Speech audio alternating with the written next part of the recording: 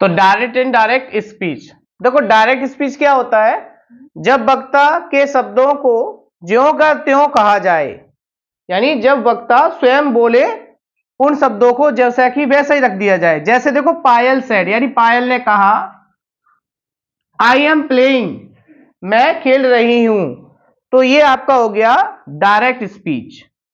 Indirect speech क्या होता है, जब वक्ता के शब्दों को श्रोता यानी सुनने वाला अपने शब्दों में कहता है, उसे हम कहते हैं इनडायरेक्ट स्पीच। जैसे यही बात श्रोता खुद बोलेगा तो कैसे बनेगा, Payal said that she was playing. ठीक है। डायरेक्ट स्पीच यानी डायरेक्ट स्पीच के दो निम्न भाग होते हैं। पहला दिया है रिपोर्टिंग वर्ब और रिपोर्टेड स्पीच। रिपोर्टिंग वर्ब और रिपोर्टेड स्पीच होता क्या है, इसको समझेंगे।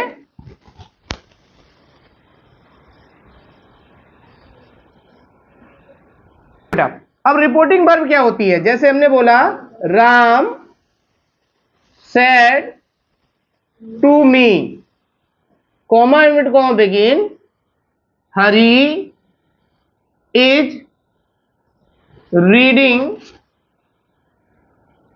आ बुक।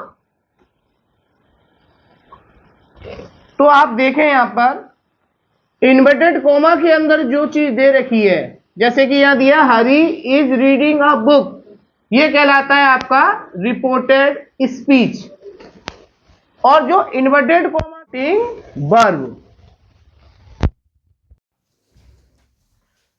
तो देखो डायरेक्ट से इनडायरेक्ट में परिवर्तन, यहां पे तीन चीजों में परिवर्तन करते हैं। पहला दिया है वर्ब के टेंस में परिवर्तन, दूसरा प्रोनाउन में परिवर्तन,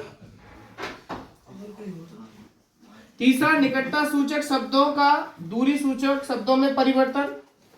और यहाँ पे वाक्य दिए हैं चार प्रकार के होते हैं, वैसे 5 प्रकार के होते हैं आपके, assertive, interrogative, imperative, exclamative and optative. लेकिन हमें ध्यान देना है इन चारों का, इन चारों के हम डायरेक्ट इनडायरेक्ट बनाना सीखेंगे। अब देखिए वर्ब में परिवर्तन।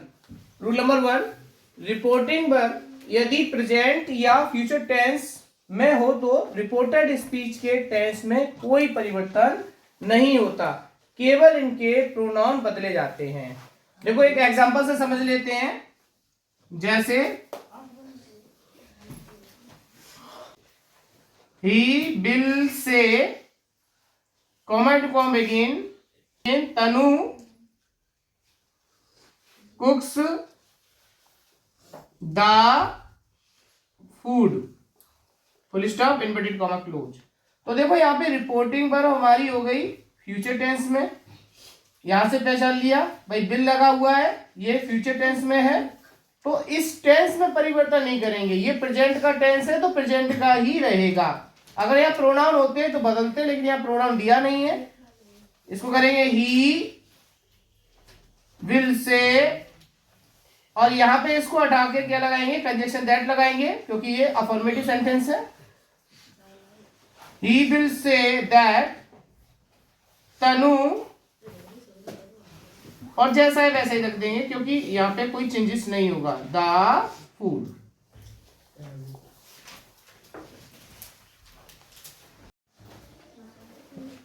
देखो असर्टिव सेंटेंस सेज टू या सेज टू हो तो इसको टेल या टेल से बदल देंगे, और सेड टू होगा तो उसे टोल्ड में।